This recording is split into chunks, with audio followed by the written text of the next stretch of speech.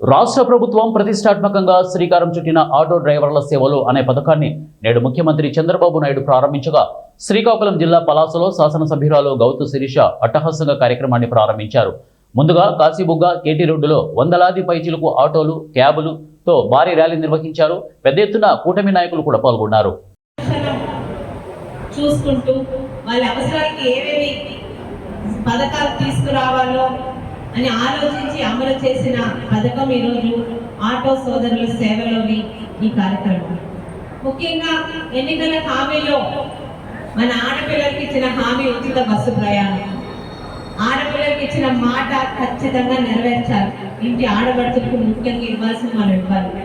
ఆ కార్యక్రమంలో ఆటో సోదరుల జీవనాధారంలో వాళ్ళు సంపాదించే దానిలో కాస్త తక్కువ అవుతుంది, మీకు ఆర్థికంగా ఇబ్బంది కలుగుతుందన్న ఒక ఆలోచనతో ఈరోజు సంవత్సరానికి ప్రతి ఆటో సోదరుల అకౌంట్లో ఆటోలు, ట్యాక్సీలు, మ్యాక్సీలు, క్యాబ్లు ప్రతి ఒక్కరి అకౌంట్లోని సంవత్సరానికి 15,000 రూపాయలు వేయాలన్నది చంద్రబాబు నాయుడు గారు తీసుకున్న ఒక ఆలోచన.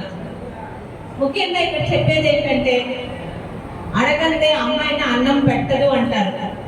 కానీ అడగకుండా ఒక తండ్రి ఎలా అయితే తన కుటుంబానికి ఏంటి అవసరమో అడగకుండా పిల్లల అవసరాలు గమనిస్తూ తీరుస్తాడో, ఈరోజు మన ముఖ్యమంత్రి స్థానంలో కూటమి అధినాయకుడిగా ఉన్న చంద్రబాబు నాయుడు గారు మనకి ఉండడం నిజంగా ఆంధ్ర రాష్ట్ర ప్రజలు చేస్తున్న అదృష్టం.